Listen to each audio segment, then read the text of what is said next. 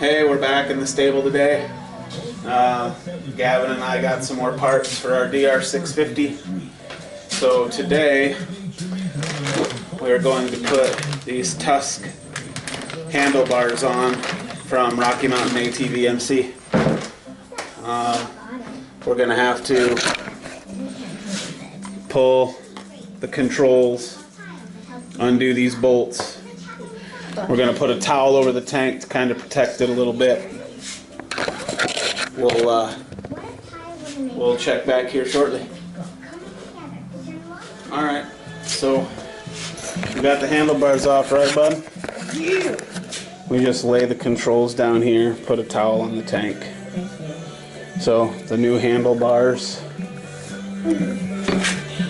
will go somewhere in like that. And it'll be super cool.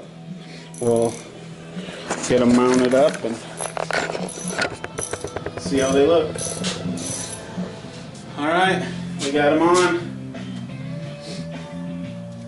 These are the Tusk CR high bends. Got this new skin on it. And this on the bottom. Yep, little marks there for lining them up and level. Same handles. Yep, looks good. Looks real good. So we're done, and like and subscribe. Yep, click like and subscribe. Thanks for watching.